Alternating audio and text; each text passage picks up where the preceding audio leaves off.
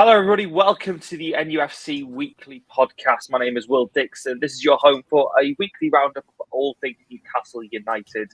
We're going to be talking about the Burnley game. We're going to be talking about Eddie Howe and also a bit of a preview into the summer transfer window. I'm joined by Mark and Matt today. How are you guys? Good. Good stuff. All right, then. Well, how about we get started straight away? Newcastle Burnley on the final day of the season 2-1. Unfortunately, it did relegate Burnley in doing so. Callum Wilson getting 2 goals, the first being a penalty before Maxwell Cornet responded. Our 6th win in 8 games, a really strong end to the season. Mark, what were your reflections on what we saw at Turf Moor? Finishing the season as we seem to have started this year with Eddie Howe, being ruthless to the end, not really. Yeah, where we could have been on holidays, we could have been sat there just thinking nothing really to play for. But yeah, under Eddie, we don't sit on the beach, unlike our previous manager probably. But no, it was probably wasn't a one for the purist in terms of if you were going to watch it. But probably a one that, fingers crossed, yeah, bodes well. Yeah, and that Eddie Howe's got a side that we're probably not going to be sort of like sitting back. Yeah, we're not going to be just sort of like relaxing. We're not going to be giving up and just letting teams, when we've got nothing to play for, And it relegated Burnley. Boo-hoo. Very sympathetic.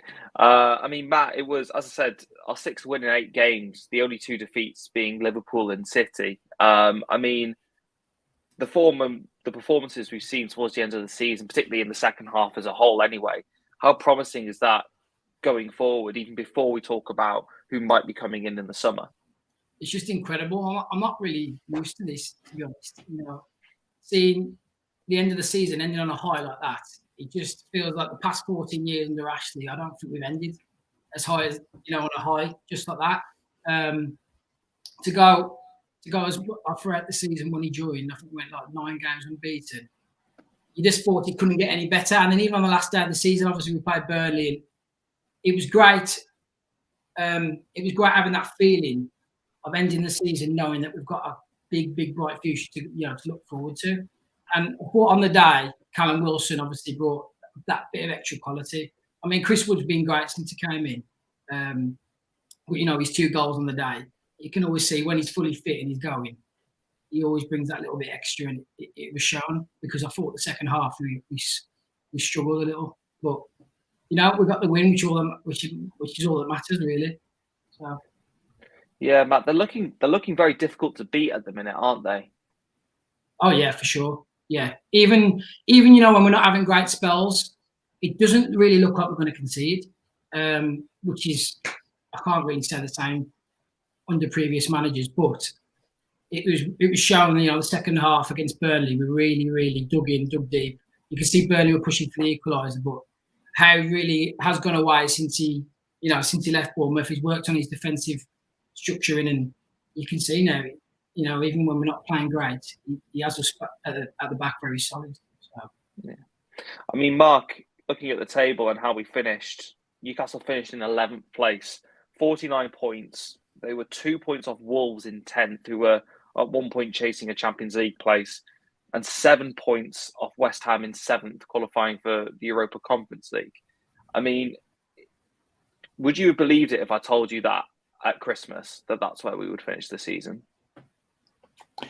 No, I don't think any Newcastle. I don't even think Eddie Howe and his coaching staff probably would have believed it if you'd said that. I don't think anyone around the club would have. They probably would have been planning on this Burnley game being the decider, probably, of who stays up. In that sense, the only sour point is the fact that West Ham let were down and didn't, beat Brighton to allow us to finish 10th. Yeah, the only down point on that one, but anyone would have took 11th, in that sense, and finishing on the points that we did. It's just one of those things. Look, we even got a penalty via VAR, which is a very rare thing for us, because normally we don't get things overturned by VAR. Even though they spent ages looking at it, and within the first replay, you're like, it's a penalty. He's clearly handled it. I don't know why you've looked at it 16 times with three different angles. It's still showing the same thing. He's practically punched the ball. Yeah. But, we did what we needed to do. We got it. Callum Wilson does what Callum Wilson does. I think the only sour point was probably the injury to Joe Linton. Yeah, I was going to bring that up, Matt. I mean, it's that I didn't see what happened, but from what I've read and what I've seen, and he was obviously on crutches after the game. It doesn't look good for him, does it? No, I think he's released the post saying that he's okay.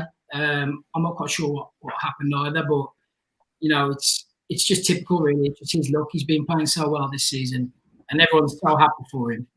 It would have been nice to end the season injury-free, but unfortunately, these things happen. And it's been great to see Joe Linton perform really well this season. A lot of people were backing him, weren't they? He's got a deep laceration, which I believe was caused by the cells when he came down on. Yeah. Don't quote us on it. I don't want to blame the cells for something that he hasn't done, but I think it was one of our own players that I think they stood at caught him in that and ended up cutting him. And it was a bad laceration, which I think the bone was showing. Mm-hmm. No, well, hopefully he's back for pre-season and he gets a well-deserved break now. If you're going to get an injury last game of the season, probably the best time to do it. I mean, moving on then, Eddie Howe, obviously been the mastermind behind this turnaround, and he finishes the season by relegating his former club Burnley. Apparently he was going to struggle up north. Turns out he wasn't actually too bad anyway. Of course, he was nominated for Manager of the Year. He missed out to Jurgen Klopp. I mean, we'll start with you, Mark. Was he robbed? 100%. Yeah, you give it to Jurgen Klopp, a man who's failed to win the Premier League and has probably won what he was expected to win. So the expectation for a club like Liverpool is to do well and to win these competitions. That's probably where it's better. Even if you'd give it to Pep Guardiola, you could probably think, well, look, he's won the league, so there's probably a reason behind that.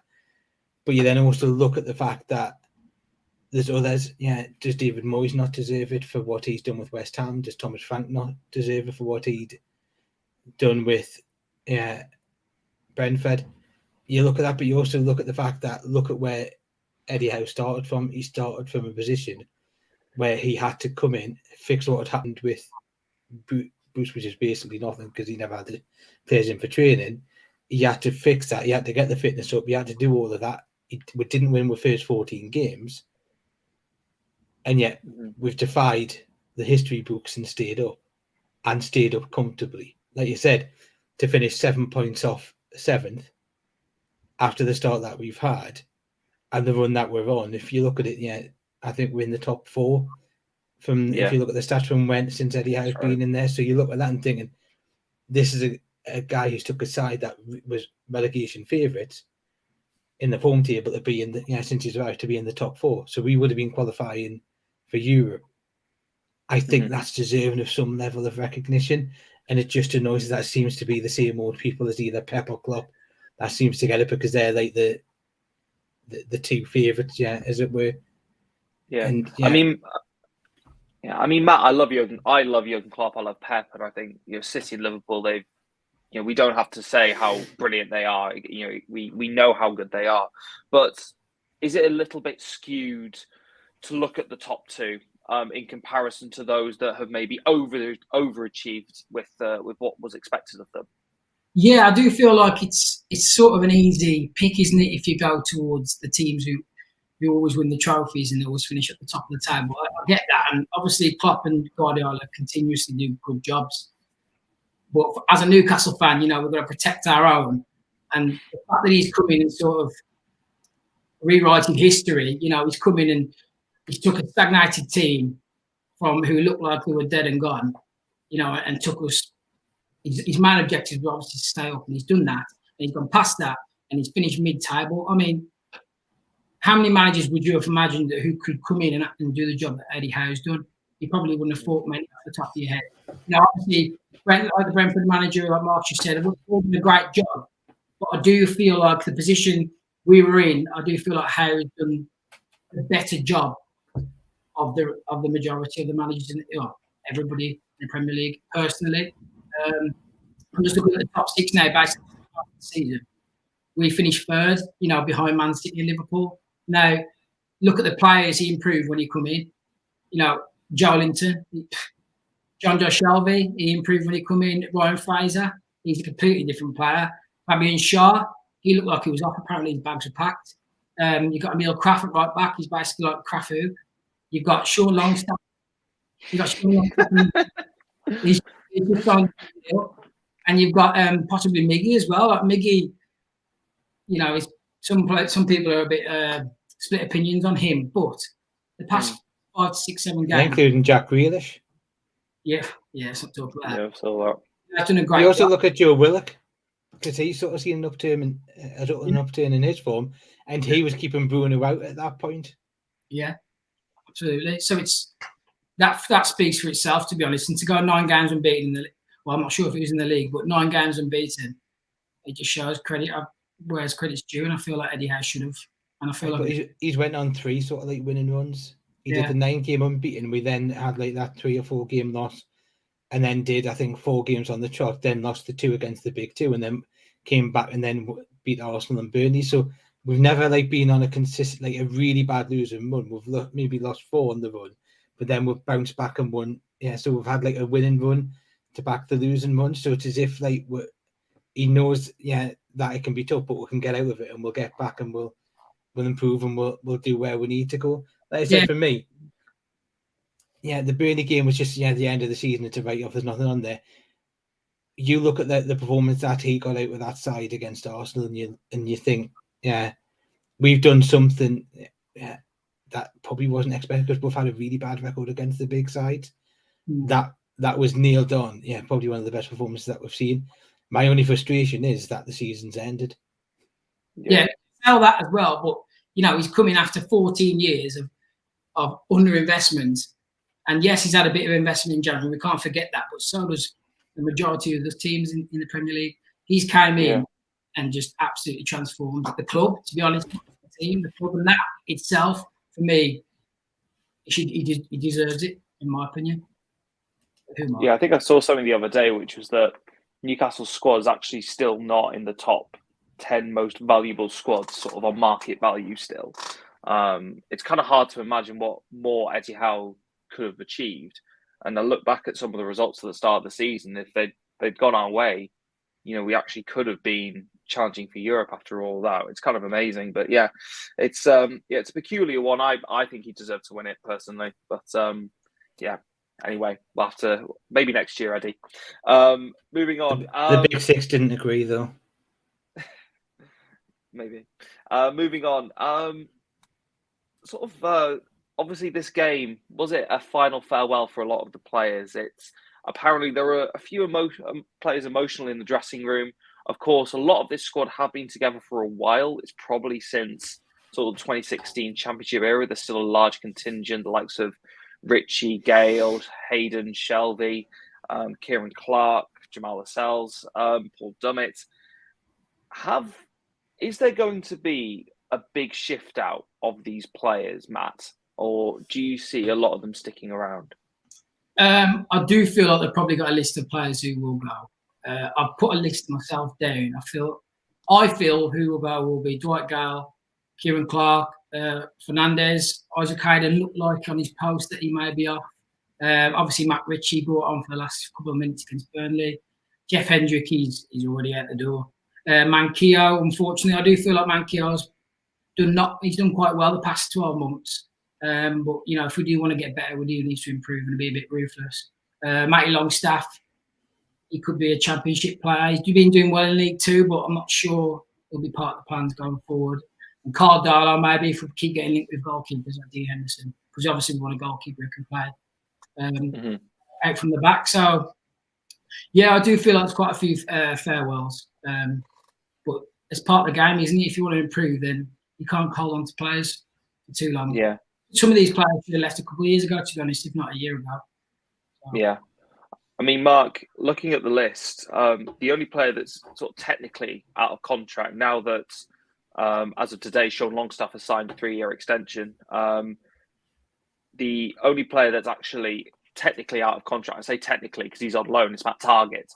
So he's the only one that's certainly not guaranteed to be here next year. But players with contracts expiring in 2023, Gillespie, Clark, Federico Fernandez, Ritchie, Paul Dummett, even though he signed an extension, it was only for a year, Kraft and Shelvey. Do you think there'll be a big turnaround, and could we actually recoup a lot of money for the players that we do want to get rid of? Yes and no. So yes, I think there'll be a big turnaround because I think there's got to be. You've also got to remember that there's 3 players within that squad that aren't even in the 25 Premier League squad. So we've got to get rid of 3 straight away just to we're back to the 25, and then we've got to get rid of them to put new signings in. In terms of finances, you're probably not going to get a lot. You're probably lucky if you get a couple of million for Kieran Clark. Probably lucky if you get $1 million for Ritchie. In this sense, Fernandez, again, you're probably looking with his wages on there, and obviously it's the age against him. Do you maybe let him go on a free and go somewhere else on that one? You could probably look at also Jamal Lewis as well. Yeah, but you might be I don't think we'll get the 40 million that were paid for him, but you might get 5 to 7 million for him. You might get around 5 or so million for Dwight Gale in that sense. So you've got a little bit of money in that sense. Hayden, hopefully you can get a little bit of money for. I do think the Hayden one's nailed on from sources that I know very, very close. That I think he's set himself on the fact that he's leaving. And it's a sad thing because he's probably the epitome of someone who turned his career around at Newcastle. He was out the door. I remember at times I was arguing against other people who were so against him and wanted him out the door, and I was defending him. And within a matter of months, he started against Man City with Sean Longstaff and having the game of his life, and everyone's praising him, and they're like, "Oh, please, he needs to stay." And he built on his career from that point onwards. I think when you start seeing how Joe Linton's performed and Shelvey's upturning form, and then you look at Willock and Longstaff and Bruno, you're then looking and going, he's nowhere near those 5 in that sense. So I think for his career, he needs to go. And it's the one where I think everyone at the club would give the blessing in there, and they'd be supportive of him doing that. Darlow, I think he needs to go for the good of his career as well. Because when he was starting for us, he was doing well, and there was rumours of him going in the England squad. That would never happen under Southgate because he doesn't pick a Newcastle player except Trippier. But I think that's because he already had a relationship with them, and he's like, I can't really say no. Plus, I think it's because he was stuck for left backs, and he really needs to have someone who's versatile. So that's why he put Trippier in there. Because if you actually look at his squad, there isn't a natural left back. No, there's 5 right backs. Exactly. But I think James Justin and Trippier can play left back, so that's why they're in there. So the question is, if they had a fit left back, would Trippier have made the squad? Because Southgate doesn't seem to like to pick Newcastle players. And I'm not being funny, but if you're going to pick on form, Callum Wilson instead of Jack Grealish, maybe. It's an interesting one. I mean, sort of drag it slightly back more on topic. Matt, sorry to put you on the spot here a little bit, but who do you think will be the biggest casualty of the summer? Is there a big name player that could be shifted out the door? That's a good question, Sam. Personally, I don't think anybody big name is going to leave. I just feel like it'll be a lot of, not initially anyway, because I feel like they'll try and keep the core of the squad. So obviously, I've just named all the players who will probably leave. I feel apart from ASM, possibly if they get a good offer for him. I personally don't think anybody big name will leave. No. Yeah. Mark, you mentioned ASM. Do you think he could be on the move this summer? I think if a good enough offer comes in for him, I think it probably would. I just don't think he's an Eddie Howe type of player. He doesn't put the work in. He doesn't put the graft in. He's prone to having his outbursts and fits and huffs and stuff like that. Skill wise, he can be really, really good. which, as I said, against Arsenal, probably his best performance in his time that he's been here. But those displays are very, very few and far between. If he did it consistently, great, that's fine. But I just think if we get, let's say, something like close to 40, 50 million for him, and that money can go in to get a winger who's probably a little bit better, and yet, why wouldn't I know he's a fan favourite, but sentiment isn't something that we've got to have here at the minute. We've got to look at it and go, right, ESM was probably good under Steve Bruce because it was Steve Bruce and it was Mike Ashley. So he was probably the best player that we can get now. Well, that's no longer the case now, because we're going to get better players and we're going to improve. And you look at that and think, right, if we can get a winger in who knows how to play, who knows how to do the hard work, why not look at that? Yeah, it's a name I've seen banded about in some of the comments. Please keep your suggestions flying in if you're watching the video. Miguel Almiron, could he be the one that could be shifted on in the summer? Matt, start with you. Possibly, yeah. It did look like he was, 2 months ago, 3 months ago, but now it seems like the way it was at the end of the last home game, it did feel like not a slight goodbye, but it felt like it could possibly be a goodbye. So I think maybe if a good offer comes in from Miggy, you could possibly leave. Yeah. I've got a question for you too. I was going to say maybe John Joe Shelby. Do you think he's played his last game? Because he's obviously a big name, isn't he? Yeah, Mark. I'd sell him if a good enough offer came in. You're really liking this caveat of if a good enough offer comes in, you'd sell him. Well, it is a good enough offer because, as everyone, we need what is a good offer? The problem is I'd say anywhere between 10 to 20 million. Close to 20 million, maybe. Yeah, he's English still, so you've got to have that English tax. You've got to whack it on, but he's really, really improved. And the one thing that any team's going to get if they're buying him is you're getting someone who knows how to pass a ball, who knows how to work hard. He's probably one of the best passers in terms of spraying a ball that you're going to see. Mm-hmm. So, like I said, it is a case of if a good enough offer comes in, and it's the case with most of the players. That's going to happen now. Yeah, if an offer for 5 million came in under Ashley, probably would have been off on his way. Yeah, but it's one of the things. Yeah, we can be sentimental and we can have we're love for these players, but we are going to. I don't think a lot of players. I don't think there'll be a mass exodus because I don't think that we've got the money for that, and I don't think it's the time for that. I think Eddie Howe will probably want to keep the nucleus of the squad, so I think you're probably looking at that and go, we probably would end up keeping John Joe Shelby. You might probably look at either keeping the SM or Mickey in that sense. You're looking at that.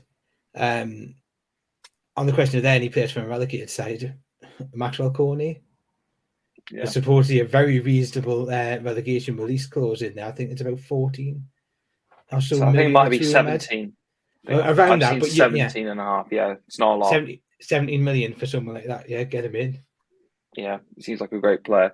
I've just checked actually. I didn't even realise this. Miguel Almiron, goals and assists this season. 1 goal, 0 assists in 30 appearances. And the goal he scored is nominated for goal of the season. So, I mean, talk about making an impact. Okay, well, talks a bit about outgoings as well. I mean, you can take your pick from the names. We didn't even really touch on the loan players as well. I mean, Hendrick's almost certainly gone. Woodman as well could be off as well. But talking about the budget and potential funds we could raise, I feel like we've seen a lot of media reports, and the number it's gone from 60 to 200. Don't mention it to Luke Edwards. It's been like the number is enormous. Apparently, financial fair play could play a big part here. And I feel like from what Eddie Howe has said, and as you pointed out, Mark, as well, he actually wants to keep the core nucleus of the squad together. So is it actually going to be this big revolution we're going to see, or is it going to be a case of we're going to walk before we can run? I think we're going to walk before we can run.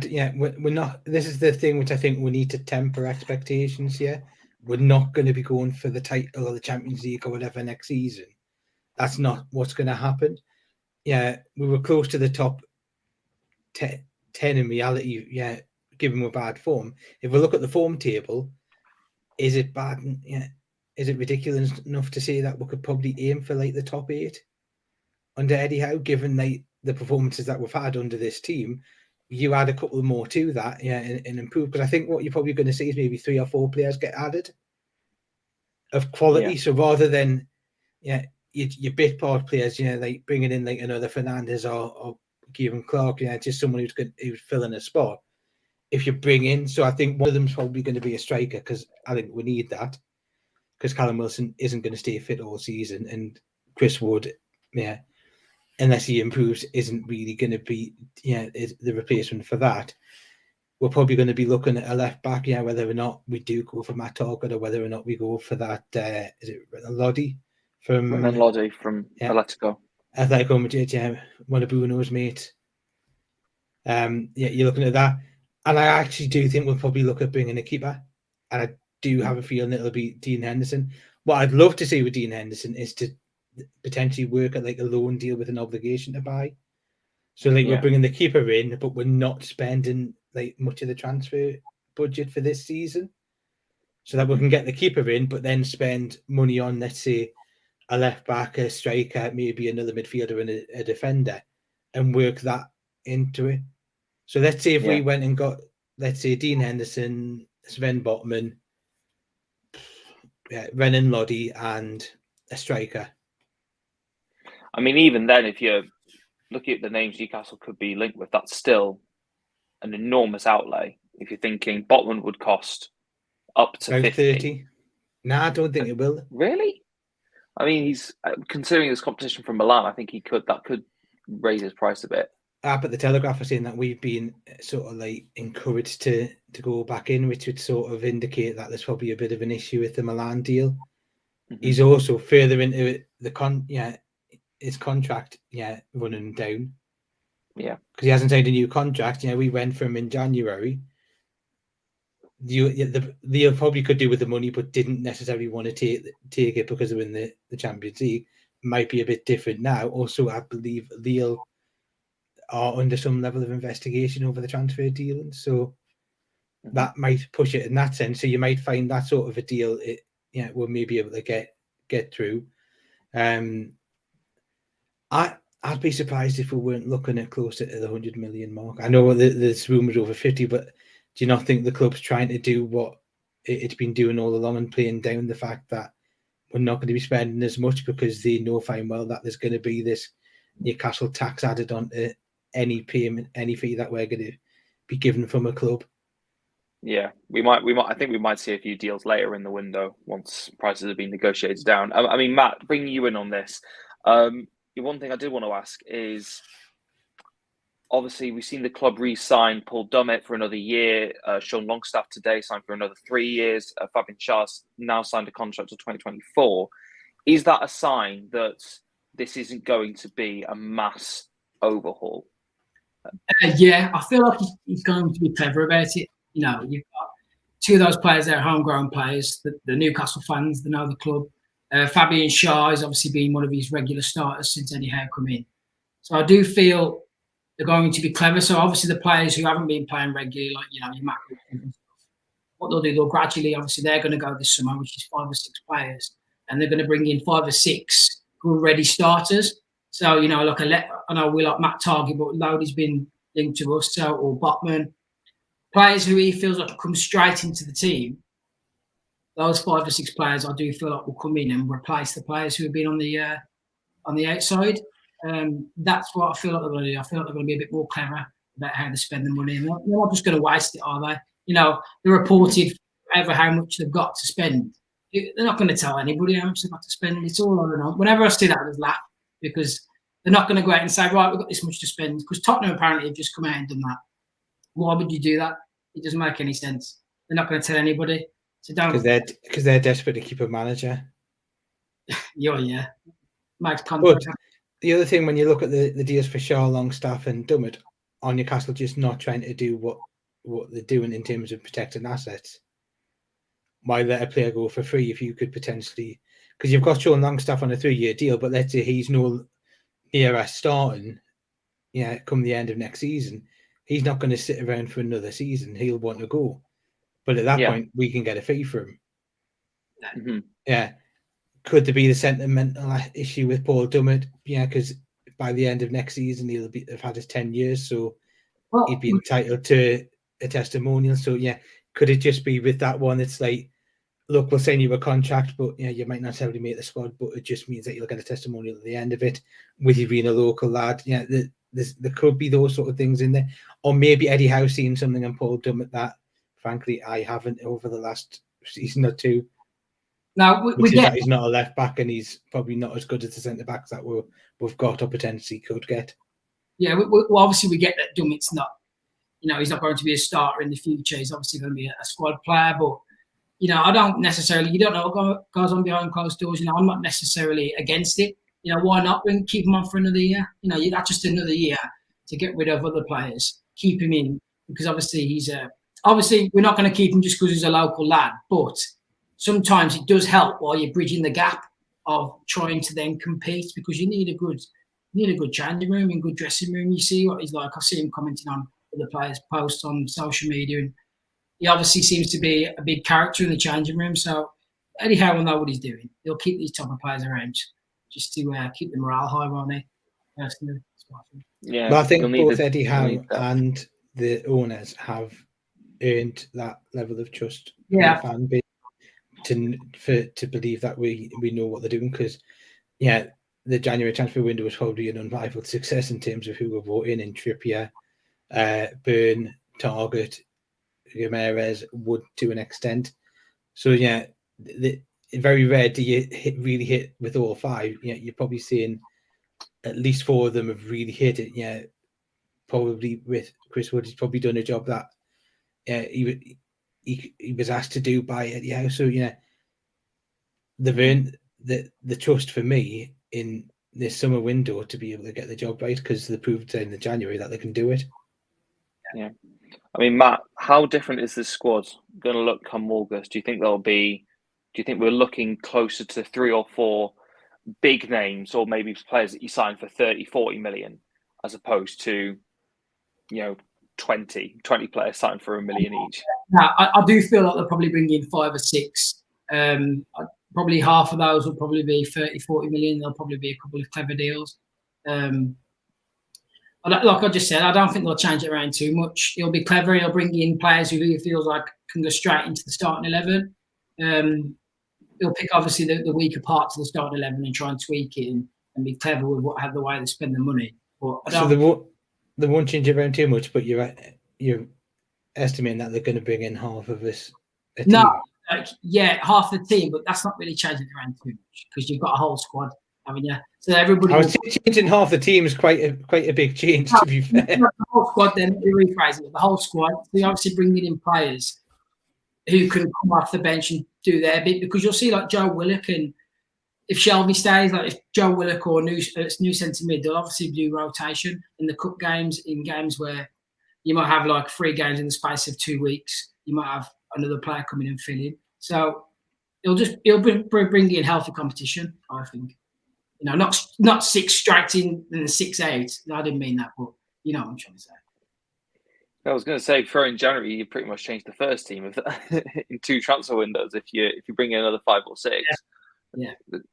Yeah. I mean, Mark, I know you touched on it very briefly about players that we could, or positions at least we could be targeting.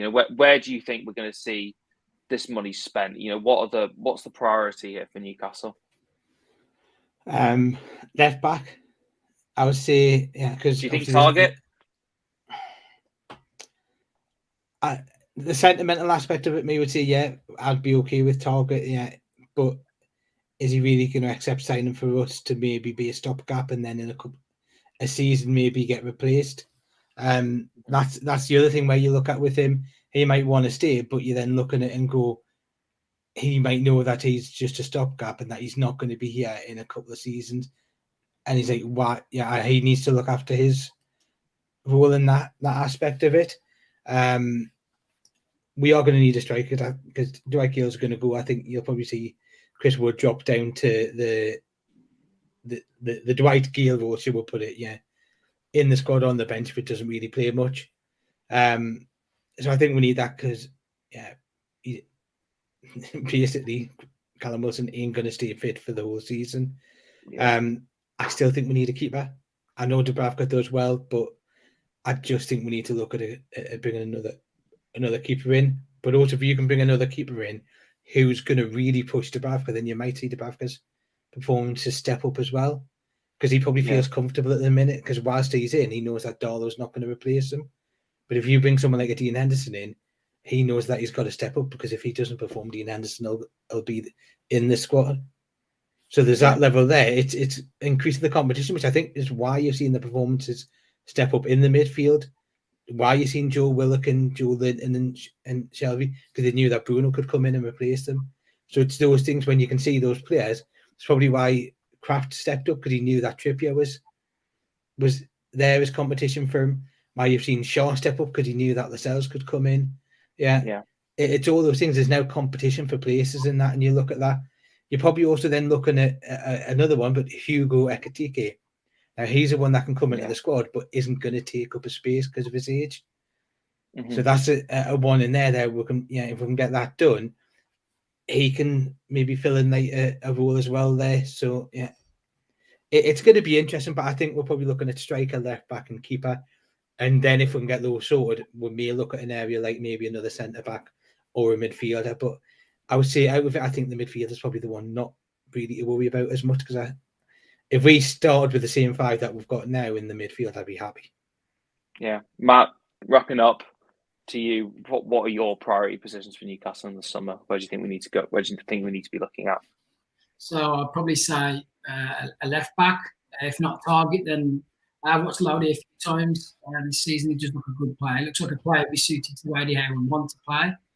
If they do get rid of Jamal Lewis, then you could possibly have, if I'm being greedy, you could have Target and Lowry. You could have them fighting out for left back. Why not? That's for Eddie Howe to decide. But I'd probably say, left back. I'd probably go with a new not left centre half, a right centre half to challenge it out with Fabian Shaw. And I'd probably say left winger. Ryan Fraser's done a good job, and so has St. Maximin. But like I say, you want to constantly keep improving. So I could possibly see a new winger coming in, whether it's left side or right side. So I'd probably say those three positions. Possibly a striker as well. Well, definitely a striker, if you watch social media. Yeah. Brilliant. Well, thank you very much, gents. I'm sure this summer's going to be a very busy one. We're going to be having to trawl through quite a few names, aren't we? But thank you so much to everybody watching along to NUFC360. We will be back next week, next Wednesday, hopefully, bringing you all the latest regarding Newcastle United. Thank you, Mark. Thank you, Matt. And we will see you guys later. Bye-bye.